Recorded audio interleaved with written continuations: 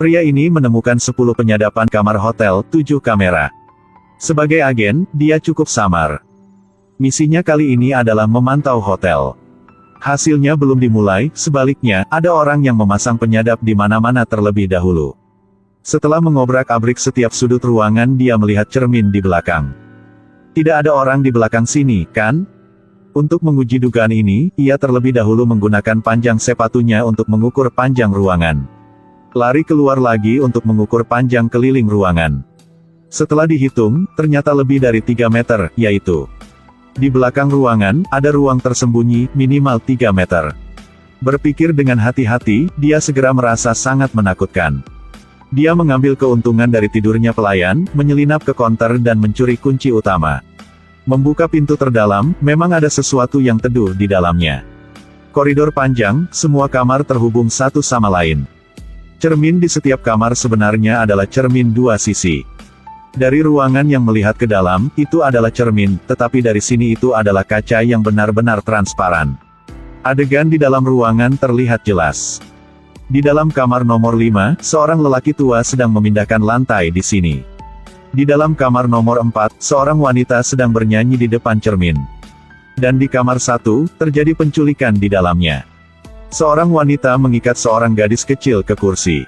Komando memutuskan untuk membantunya. Dia datang ke pintu dan berkata dia ingin memeriksa meteran air. Wanita itu dengan tegas mengatakan kepadanya, keluar. Setelah hening sejenak, dia menendang pintu hingga terbuka. Pukulan keras menjatuhkan wanita itu. Saat melepaskan ikatan gadis itu, bersiaplah untuk membawanya pergi. Wanita itu mengambil pistolnya lagi dan berdiri. Agen itu berkata, dengarkan aku. Pang, 1 tembakan, dia langsung terlempar jauh. Soalnya, wanita tidak akan mendengarkan penjelasan pria. Wanita itu menghela napas lega, tetapi dia tidak tahu bahwa ada orang lain di sisi ini yang menyaksikan semua ini.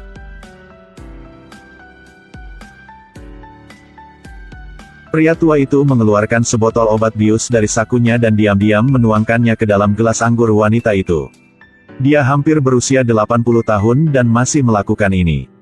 Dia baru saja akan menoleh untuk melihat gelas anggur, Chang, wanita itu langsung memukulnya dengan sebotol anggur. Ternyata wanita itu segera mengetahui tentang perilakunya yang mengerikan.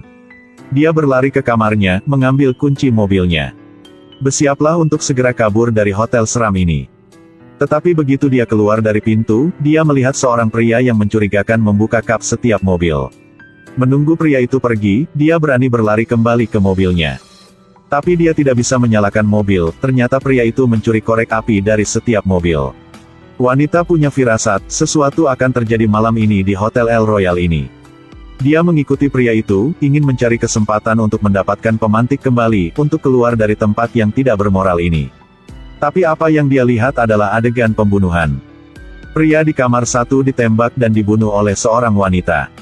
Dia ketakutan dan dengan cepat berlari kembali ke mobil, tetapi kali ini lelaki tua itu datang ke pintu.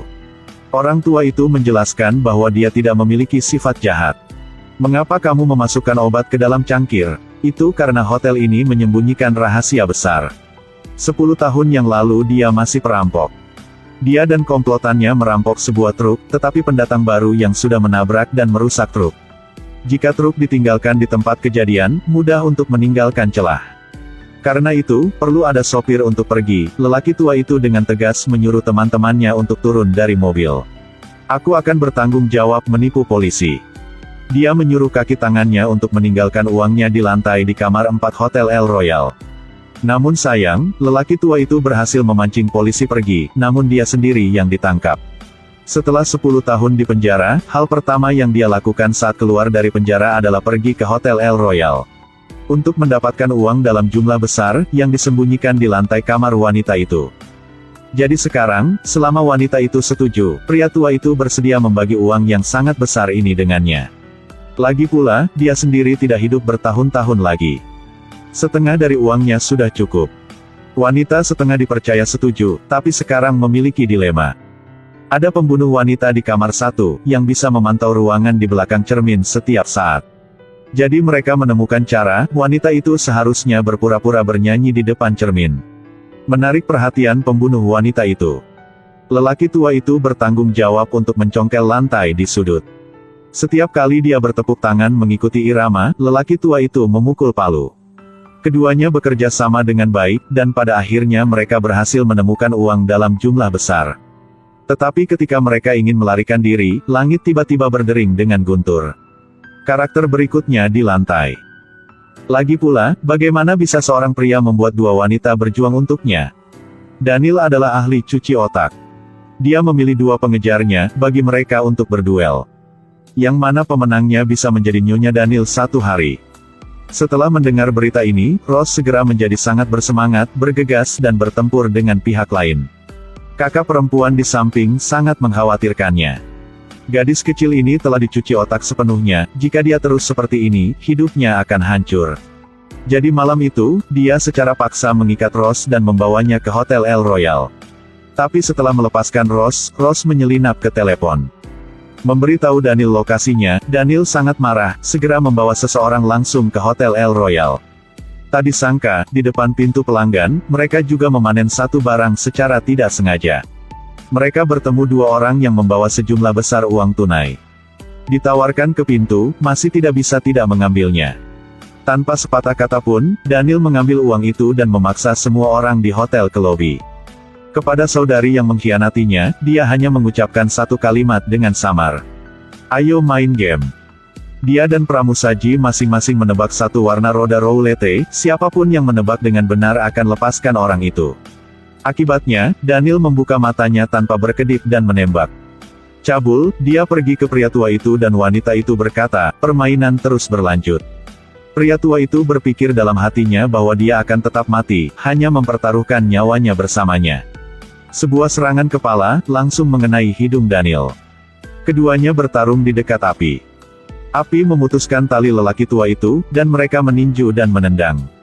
Tetapi dengan sangat cepat orang tua itu menjadi lemah. Tepat ketika Daniel hendak membunuhnya, pelayan itu mengarahkan pistol ke arahnya dari belakang. Dan pelayan ini ternyata adalah pria bersenjata profesional yang bersembunyi. Sebuah tembakan pistol ke kepala, langsung menjatuhkan dua orang. Bahkan musuh bersembunyi di balik sofa, dia hanya melepaskan dua tembakan, lalu dengan percaya diri berbalik. Begitu saja, pria tua dan wanita itu mendapatkan uang mereka kembali. Bersama-sama, mereka melarikan diri dari Hotel El Royal. Dan api di hotel ini mengubur kebenaran di sini selamanya.